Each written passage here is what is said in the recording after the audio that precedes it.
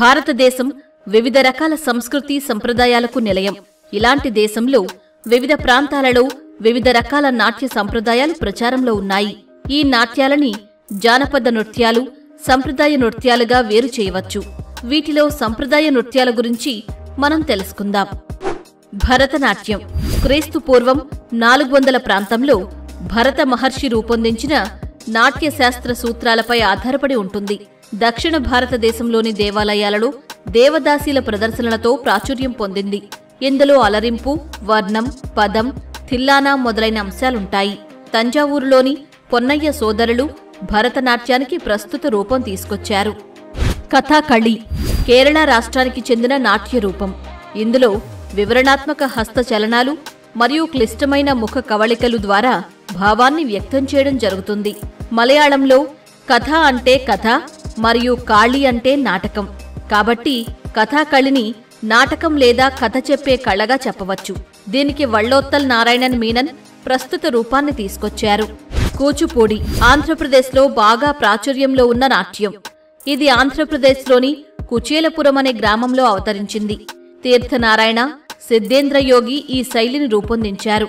ఈ నాట్యానికి వేదాంతం సత్యనారాయణ, వెంపటి చినసత్యం సుప్రసిద్ధులైన గురువులు. ఒరిస్సా రాష్ట్రానికి చెందింది. జైనరాజు ఖారవేలుడు పాలించిన క్రీస్తు పూర్వం 2వ శతాబ్దంలో ఈ నాట్య రూపం అభివృద్ధి చెందింది.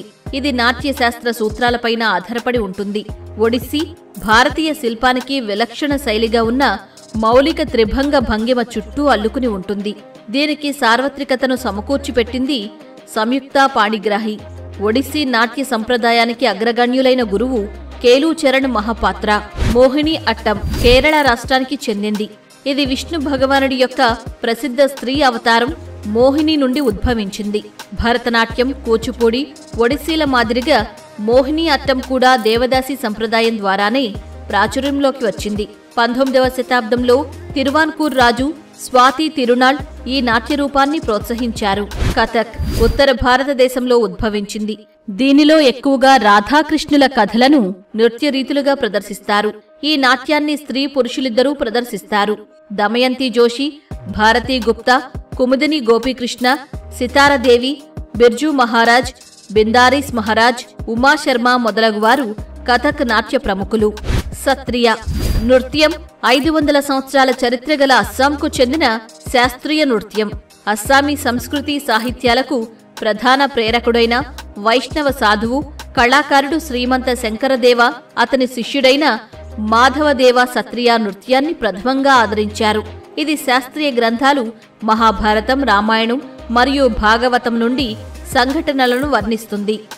మణిపురి ఇది మణిపూర్ రాష్ట్రంలో బాగా ప్రాచుర్యంలో ఉన్న నాట్యరూపం. ఈ నృత్య రూపం కంటి కదలిక మరియు ప్రశాంతమైన శరీర కదలికలను కలిగి ఉంటుంది.